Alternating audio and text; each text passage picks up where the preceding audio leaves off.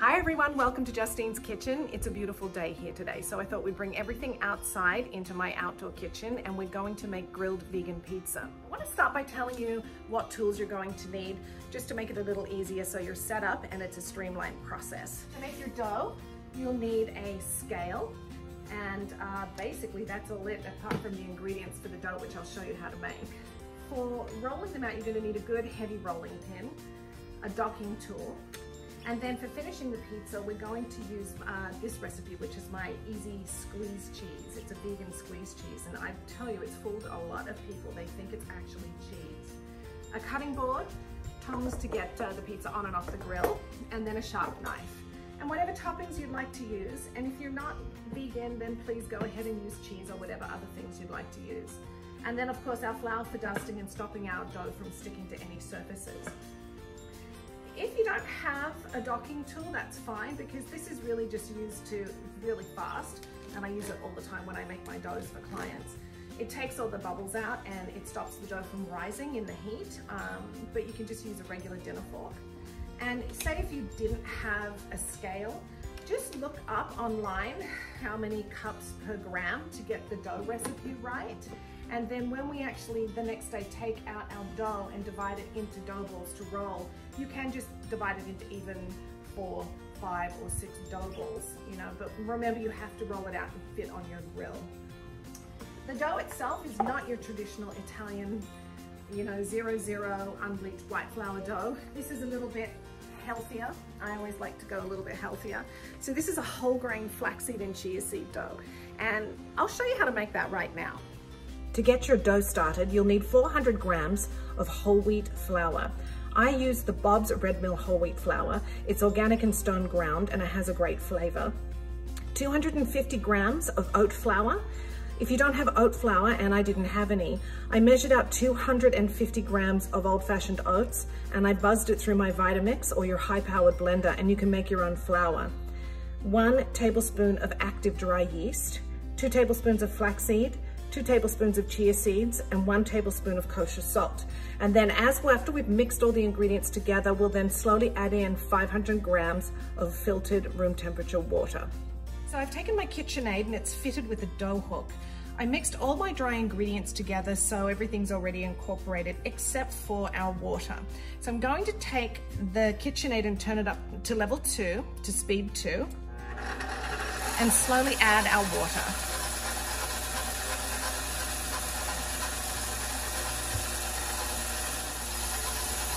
As this is spinning, I'm going to reserve a little bit of water just in case. Sometimes with the whole wheat flour and the oat flour, it tends to expand so much when it's activated with water and liquid. So you might need to actually add a little bit more or hold back. We'll just see kind of where this ends up. So you can see the dough is coming together really nicely. I scraped down the sides a couple of times, and I did add just a touch more water. So now what I'm going to do is transfer it into my container so I can leave it out overnight on the counter before we roll it out tomorrow. I've transferred the dough to this airtight container, put a little olive oil on the bottom, and now I'm going to just cover the top with a little bit more olive oil. And then we'll pop the lid on. And then this is going to sit on the counter overnight, and it'll be ready to roll out tomorrow. So you can see I'm measuring out each dough ball to 8.5 ounces. And if you were to convert this to grams, it's going to come in roughly at about 240 grams.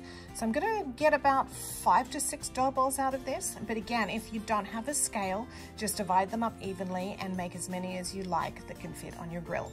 So now that I've measured out my dough balls, I managed to get 5 total in that recipe, and they're ready to be rolled out.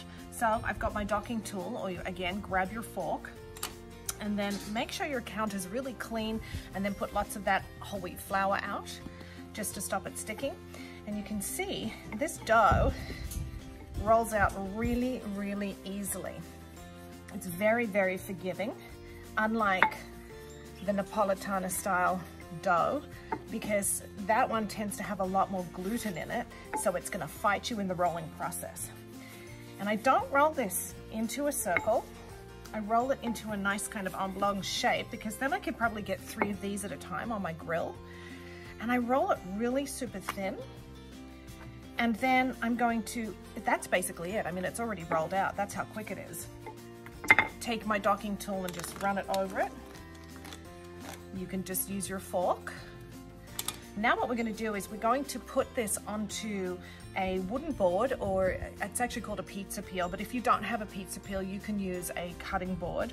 And we're going to put some sand underneath it, the culinary term for sand, which is usually cornmeal, but I actually don't have any cornmeal, so I'm going to use hemp hearts.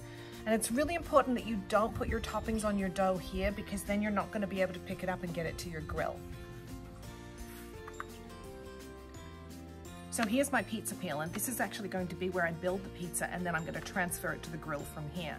And to make it easy to transfer and slide off, we do need to create that sand. And again, I don't have the cornmeal, so I looked in my cupboard and I have some good old hemp hearts. So I'm going to sprinkle those on.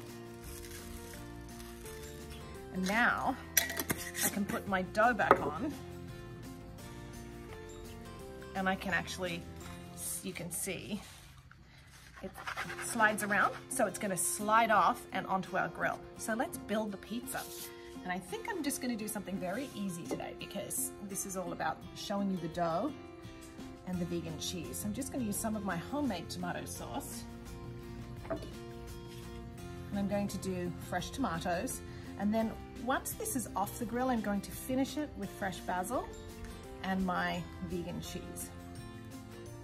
So that's basically it. If you want to put vegetables on, go ahead. I would always cook my vegetables beforehand, just because you don't know if they're going to cook through in that time, which I highly doubt. And so if you're going to do onions, caramelize them up, zucchini, peppers, mushroom. If you do spinach, cook it up and squeeze the water out, because you don't want extra water on your pizza. And look at that's all looking really pretty.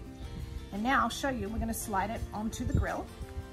We're going to let this cook, and then we're going to bring it back here, finish it with the vegan cheese. I'm going to put some chilies on it too, because you know me, I always love my chili. And we're going to do fresh basil. So here's how I make my vegan squeeze cheese. I put into my Vitamix 2 raw garlic cloves, a teaspoon of Dijon, that's going to add bite with the garlic. I have cashews, half a cup, and raw pumpkin seeds, half a cup. And I soak those in boiling water for about half an hour just to soften them up. Pop those in. Half a cup of nutritional yeast. Juice of half a lemon. A little touch of water. I'm gonna say a quarter of a cup to start, but we're gonna check that after we blast it through the Vitamix. And then of course, a little bit of olive oil.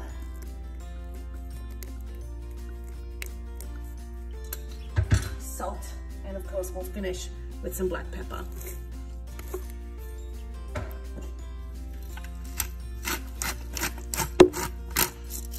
Okay, let's send it through the blender.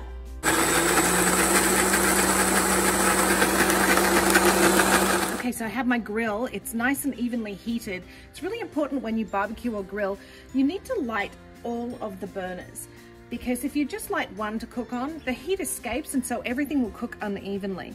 Think about it as an oven. You can't light a third or 2/3 of your oven. So you can see our pizza's ready to go on, and it's moving around on the sand.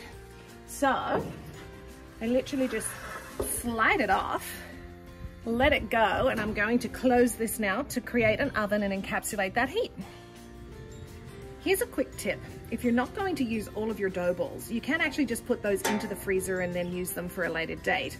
Or you could roll them out and grill them and par grill them, and then just flipping them over, and you can see they're getting that lovely kind of caramelization on them.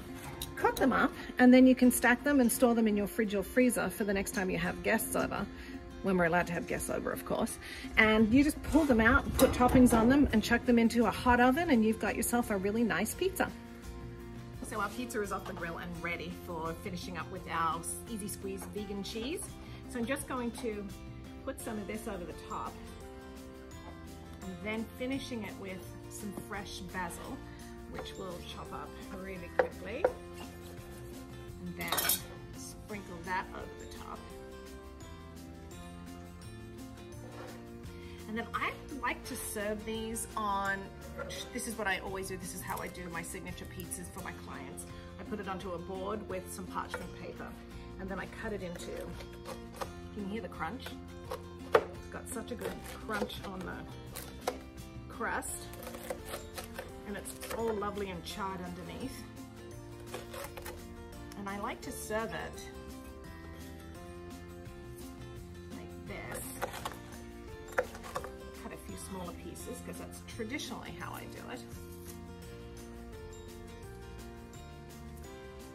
I don't know if you can see that.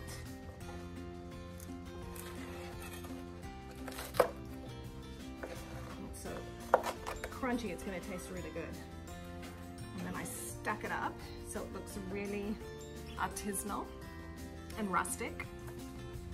And then I finish it with, let me get all those yummy bits up, balsamic glaze, which is, this is my kitchen ketchup. I make tons of this and I keep it in my kitchen. I put it on everything. So we're just gonna finish with a nice little garnishing of that. That's gonna sweeten it up.